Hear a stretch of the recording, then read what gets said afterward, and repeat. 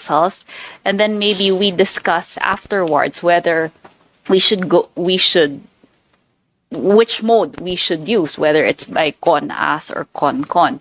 That is just for the minority, most especially, to be to see the good intentions of this committee. That's my suggestion. Yes, please. Yeah, please. Thank you, Mr. comment. Chair. I also am with our Vice Chair, Bel Zamora. We should always look at this into the perspective of the proposer before we have conjectures. I respect the Congressman Tino's, of course, statements, and I will use the same statements saying that yung baliw ang isang tao na gawa ng pareho-pareho to expect something that is different. Well, that is precisely the Constitution for 40 years. Baliw ang tao na ini-expect nila matatapos ang corruption, matatapos ang political dynasties, based on the Constitution na paulit-ulit. So, this is exactly what I'm saying, Mr. Chair, that we need to at least do our constitutional duty because this committee itself, the Committee on Constitutional Amendments, is formed precisely to look into the matter because all constitutions are not the Bible. It's not sacred. In fact, the constitutions in all over the world are always amended, especially to adapt the times, to show that if there is something wrong, like a political dynasty, why don't we introduce provisions in the political dynasty in the Constitution so that we don't have to define it here because a lot will accuse us of being political dynasties, having a brother who's a governor, etc., etc. Right? And the second part, again, 40 years, not a single edit in this Constitution, and we are still doing the same things and still fighting for corruption and all the things.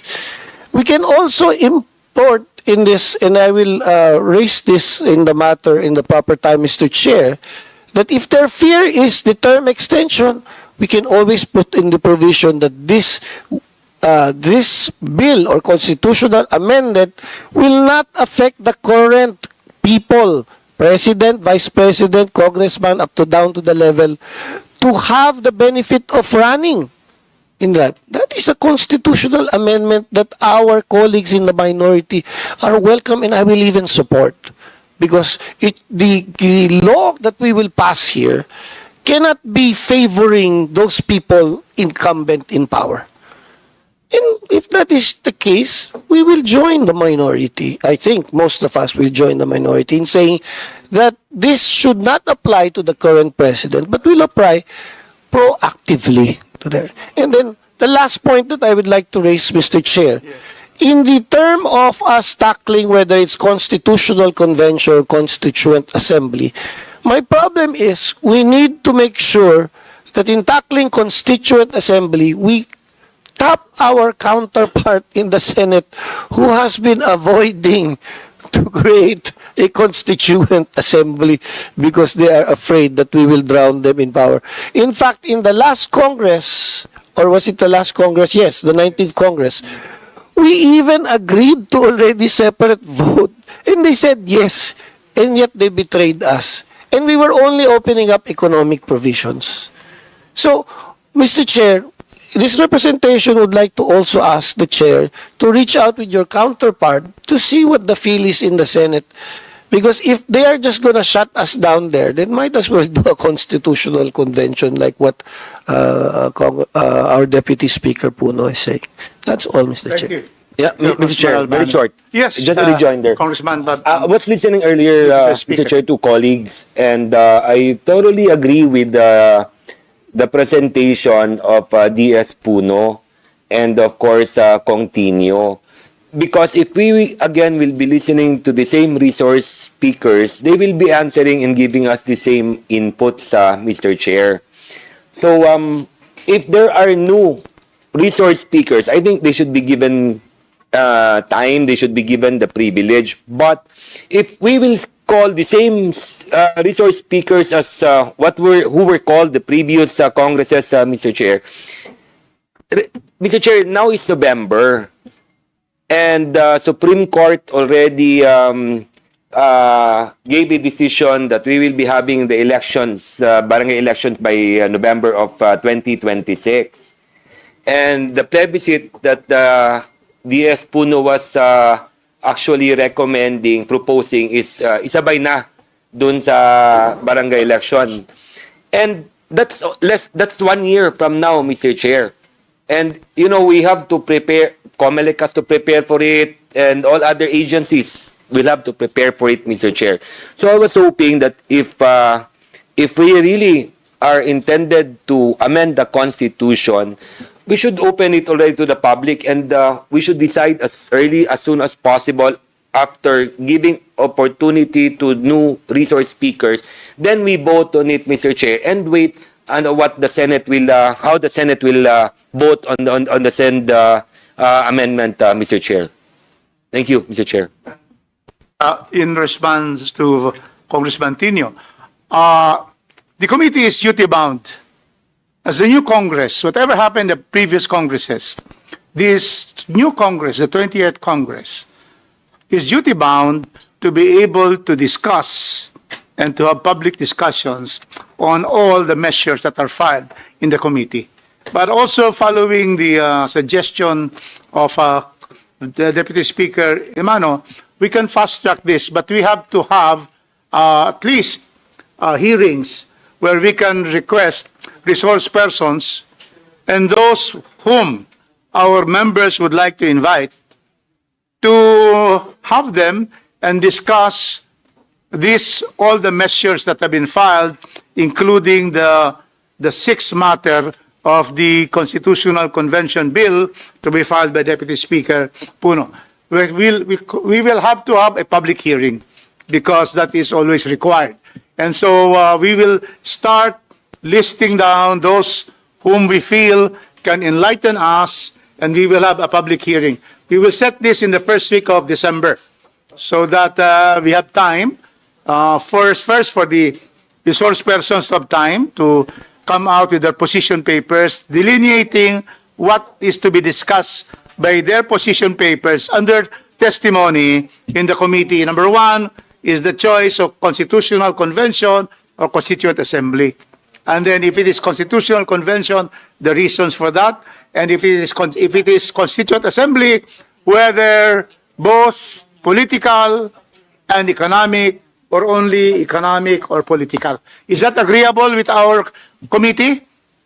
Well, I would like to first also welcome our Vice Chair, Benny Abante, to this hearing. Yes, thank you very much. Yes. He's the author of House Bill 3068, and we will now therefore hear first, before we decide on the procedure, let us hear first the author of House Bill 3068. The Honorable Abante is therefore recognized. Mr. Chair, magandang hapon po sa ating mga colleagues dito. Alam natin na matagal nang pinag-uusapan tong charter change na ito.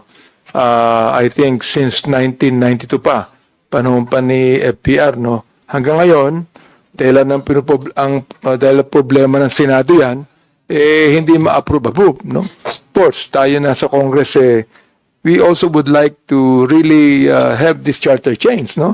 As soon as possible. Especially now, Mr. Chair, na matindi ang usapan tungkol sa korupsyon. Naniniwala ako that a change in the Constitution is vital para ma-solve at least itong problema natin sa korupsyon. So, nakikita po natin, our 1987 Constitution identified 3 modes, no, through which amendments or revisions can be processed, no. Nabanggit nyo kanina, yung Constitutional Assembly. Ako naman, I am calling for a Constitutional Convention, or by a people's initiative. Ito yung mahalaga dito. Huwag na natin pag-usapan kung anong pag-uusapan pa ng mga delegado ron sa Constitutional Convention. Let them be the one. Let them have the freedom to talk about the provisions. Pero tayo, sa Kongreso, we can at least make a call right now for a Constitutional Convention, no? Without actually telling the delegates what provisions should be done. All right? Basta dito po, tumawag na po tayo. So, yun lang po ang nais kong sabihin at naniniwala po ako that if we are going to start this ball rolling, this will at least solve some of the problems that we have today. Thank you. Thank you, Chair Benny Abante. So we now would like to ask the body, is December, so that we will agree already and put in our calendars, no? December 3, Wednesday. Is that acceptable? And we would like to request you to give us also names of those who will be invited. So we'll take it from there. Either that can be the first and the last, or we can continue. But I agree with Congressman Emano that this has been discussed thoroughly with the same, resource persons that have been invited. But for the last time, probably we can have that. Is December 3, 1 o'clock okay with everybody? Yes. So therefore, with that, my distinguished colleagues, we are setting the hearing on December 3 at 1 o'clock Wednesday, 1 o'clock, same room. We'll reserve this first. We'll have to request Nograles because we will have so many organizations and guests. Yeah, it can be a full day affair. So the Mr. Chair. committee prepares for lunch and dinner. Mr. Chair, I believe we ought to make these proposals right now of utmost importance. And I think that every congressman, mayroon namang constituency yan, we should go to our district and explain the purpose why we need to change the charter. And then, not only should we fast-track this meeting, but I also would like to propose that we ought to have a marathon meeting on these proposals, Mr. Chair. By marathon, do you mean 41 kilometers? Continuing discussion. The proposal of Congressman Mano is that we should fast track this. And since it is on record, the previous resource persons, their positions are now in the records of the committee. But still, we would like to hear them and then with the new ones so that we can have that. Probably, Chairman, we might just have a one hearing. If that, it depends on the hearing that we will have, which will be a full day hearing. Okay? On December 3. So that means we'll start at 9:30. Yes. Okay? Nograles all 9:30 so that we can fast track this one. Mr. Chair. Okay, yes, DS. There is now a different leagues officers. It is important to consult them because they will be the ones that will also be affected, and they are the ones empowered to really, if we can use them, if they are amenable to constitutional change and amendments, they are the first line of defense in actually making sure that the information that we have here is distributed, Mr. Chair. So I'd like to propose that we invite the new set of leagues, Governors League, Mayors League, and the likes, Mr. Chair. I taken. suggest, We will do Mr. Chair, that. I think he's referring to ULAP. ULAP. I think ULAP better because it's already a league of all the cities and local government units, Mr. Chair. Okay, you are agreeable to just invite the ULAP. Okay, so COMSEC, please take note of that. We invite the ULAP to hear from the local governments. And then if you have any names that you would wish to be invited, give it to the COMSEC. We will put up a lineup of those invited. On December 3, 9:30, we are going to start the hearings of all the all the items in the agenda plus the new bill. Any other matter that we will have? Any other comment? 9:30, December 3, Wednesday. We'll try to get Nograles Hall. We can invite our guests and we can take it from there. Okay? So is there any other comment? Mr. Chair, Yes. move to adjourn. Move to adjourn privilege motion. Yes, no objection. Okay. We are now adjourned. Thank you. Okay. Thank you, boss. Thank you.